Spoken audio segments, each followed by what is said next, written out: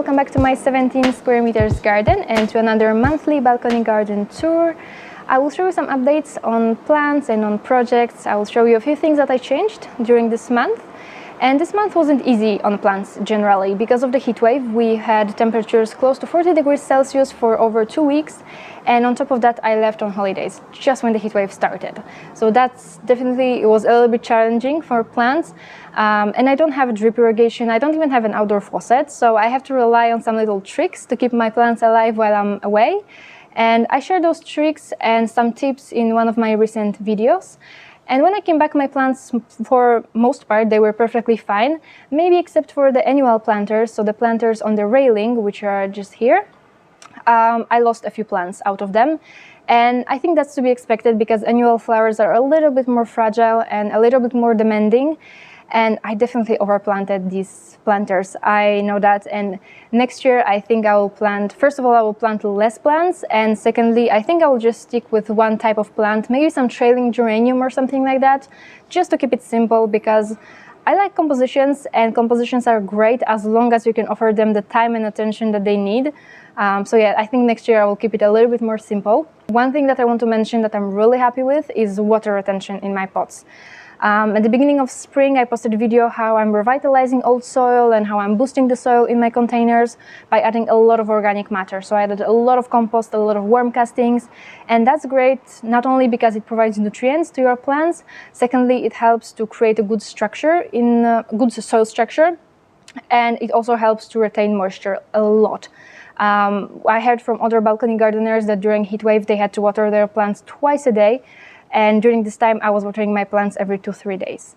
And I know that my balcony is in part shade, so that changes a lot, but still, to water your plants every 2-3 days in the middle of summer when it's 40 degrees outside, I still think that's pretty impressive, and it's all because of the organic matter content in the soil that helps to retain moisture. Because I remember at the very beginning when I just started balcony gardening, I also just bought poor quality soil from the garden center, from supermarket, and I also needed to water twice a day. And now using good quality potting mix and improving it with organic matter, with a lot of compost and worm castings, it does change a lot. It saves time in summer to water plants, and of course it keeps plants healthy and more happy. Yeah, so that's for the little recap of this month, and now let's go out on the balcony. I will show you how the things are looking.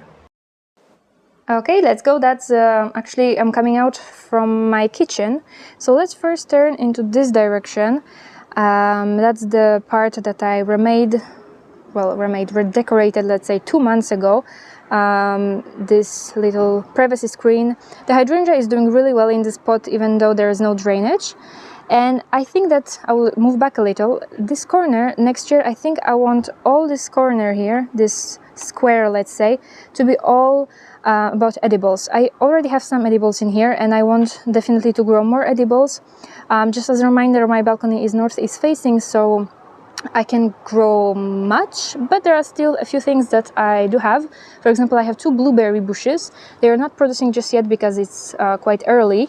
Back there you have a little alpine strawberry and another one here, and these produce already, and they produce a lot of fruit, and they are really, really yummy. As you can see, the fruit are really large and very, very tasty. On the other side here, I have zucchinis. I'm trying zucchinis for the first time on this balcony, and it actually works. Let me turn around to show you. There are some little zucchinis that are growing. There's more actually, as you can see here, and here. And they do have a powdery mildew, and that's usually the case with zucchinis. They get diseased really easily. I have 2 plants, one here, and I already prepared some seedlings. So if these plants start to get really, really sick, I will replace them with seedlings, and I'm hoping for some late harvest, early autumn. I have some herbs. I have basil and chives and 2 types of mint. This one, it is peppermint for infusions, and here I have mint for cold drinks. So that's, let me just show you how the balcony looks, just like this. Okay, so as we move forward, there is not much, I guess, just some oxalis and coleus that I grew from seeds. As you can see, it is really, really cute one. I love growing coleus from seeds because you always end up with these lovely colors. Each coleus is different. I had impatiens here before, but they just didn't withstand the heat. So instead I pulled them out and I planted some arugula that is already sprouting. I seeded it like 2 days ago and it's already sprouting. I have some begonias, which these are houseplant begonias, and I think that's a really great way. Like if you are someone who is a little bit afraid, let's say, of growing plants, like outdoor plants, you can easily bring some plants from the inside of your home, so indoor plants like oxalis, begonias, and different types of plants you can grow in summer on your balcony if you are a little bit intimidated by typical outdoor plants. It's a begonia angelique. I grew it from tuber. I planted tuber at the beginning of spring and it's now in full bloom and it's looking really lovely. So that's how this corner looks, and also my eucalyptus is doing much better now, a lot of new growth on it. As you can see, it starts to grow new shoots, new leaves, which is really, really nice. This little area here that I created, this little rounded display, let's say, it's looking a little bit messy. I just placed a bunch of different plants in here. There's catmint and coleus and rudbeckias that are not blooming currently, but I have some plans for this corner, this little spot here. I will change it in fall. I will plant some new plants in here. I will for sure share this with you. And someone actually asked me recently how come this ivy grows like this in a cone shape, and there is an obelisk underneath. I'm not sure you can see anymore. Well, there is a part of it, so it's an obelisk, and I just trained this ivy to grow on top of it to make this funny shape. Okay, let's move forward. On the table here I have more coleuses, and they look funny like this because I am training them to become little trees. As you can see, I removed the leaves from the bottom part, not of this one yet, but from these two I removed the bottom leaves. I'm training them into little trees. That's why they look a little bit funny like this. Also, I forgot to mention that I really like these new planters, these big pots for my tuyas. I repotted them because the pots were too small and they were falling whenever there was wind, and these are bigger and more sturdy, and I really like how they look. I mean, there's nothing special about terracotta pots, but I just like that they are bigger and I prefer this darker terracotta color. So as we move forward, the little begonia Gustave here is absolutely amazing. It's definitely my favorite this year. Look at those lovely little blooms. They look like little pom-poms or like little roses, and it keeps blooming like non-stop. And it's not a tuberous begonia, so it's well, first it will not survive the frost, and it's not tuberous, so you can save the tuber. But because I like it so much, I think I will just overwinter the plants inside. On the floor I have Festuca glauca, which is a blue fescue grass, and some caladium. I forgot to give you an update on my caladium. Most of them I keep indoors as indoor plants, but these guys are really, really lovely. There was one other like really large heart that unfortunately broke in the wind, but I really like this one. I like how it pops like this here in this little spot. Hydrangea, this one is Hydrangea paniculata, little lime. The video doesn't give you the justice how enormous this head is, but you see it grows very odd. I mean, the shape is very odd, and I did have to prune it severely last year because last year when I went on holidays this plant was nearly dead, so I pruned it at the end of summer, which was a bit early, and I thought that I actually killed the plant, but it survived and it blooms. But yeah, I'm not liking the shape of this plant. It takes a lot of place, and as long as I love it, it takes too much place. But if you do have a place for it, it's a funny shrub, and it stays chartreusey green like this the entire summer. It doesn't get white or pink or anything like this. So if you like green hydrangeas, this one is not bad. It grows strange. And I asked some friends who also grow this type of hydrangea, and they also say that theirs grow strangely like this as well. So little lime is a very funny, oddly shaped hydrangea. Another caladium, this one has smaller hearts, but it's absolutely full of leaves, and I really like it.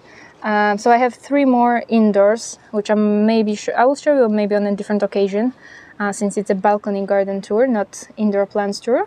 As for pelargoniums, they have another flash of blooms. As I said, they never look as good as they do in May. In May they have the biggest flash of blooms, and after they just, you know, have a few flowers on them. They are perennials. I mean, I treat them as perennials, so maybe that's why if I grew them as annuals, maybe they will bloom all summer long, but because they are perennials, they act like perennials, so they have several flashes of blooms, and they do have caterpillars.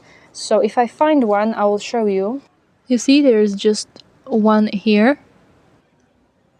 This is incredible how these creatures adapted. Look, the colors are really similar to geraniums, green and pink. So I don't really do much about caterpillars. I pick them off by hand. There's not really any efficient way to get rid of them unless you want to really completely spray your plants with pesticides, which I think if we have a garden, if we grow plants, it is to support nature, to support pollinators. It's not to kill them.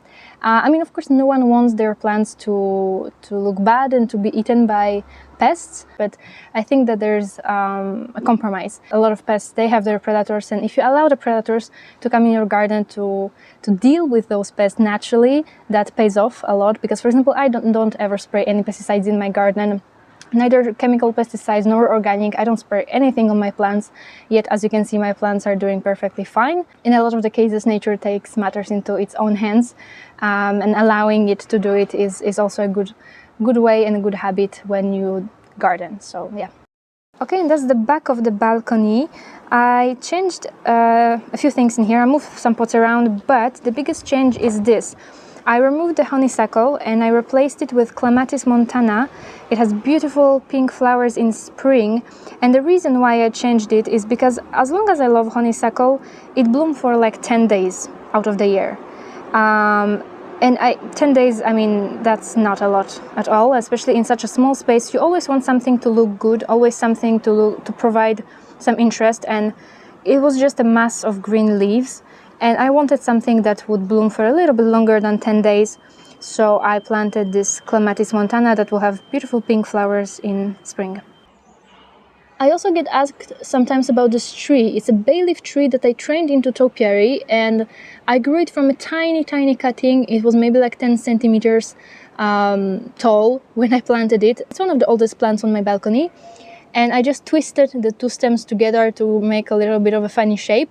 And I trained the top as a topiary, and I really like it, and it's a great plant, really low maintenance, and provides a very funny accent in here. Another color was grown from seeds, a really beautiful one. Some begonia grown from tubers, and hostas that are in bloom. This one is called Hosta halcyon. It has more of a bluish green leaves and purple flowers that attract pollinators. This one is called Hosta Royal Standard, and it's a very large one, so I will have to probably divide it either in autumn or in spring. And the blooms are white and they smell like lilac. They have very beautiful scent. The purple one doesn't smell. It looks beautiful, but it doesn't have a scent. Yet another color was grown from seeds, and the same plants as always. I already spoke about them, so I'm not gonna repeat myself. One thing that I wanted to say about Japanese maple, because also I got asked about this. As you can see, it gets sunburned. So even though my balcony is northeast facing, the sun comes from east, from there, and it gets sunburned. As you can see, the tips and the top leaves get scorched and they fall off.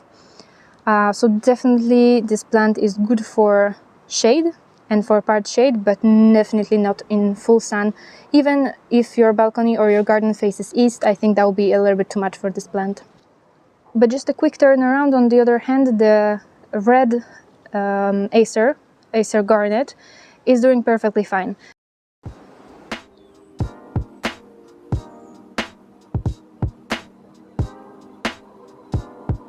Okay, so that's it for today's tour. I hope that you enjoyed it. Thank you for watching, and I'll see you again in the next video. Bye!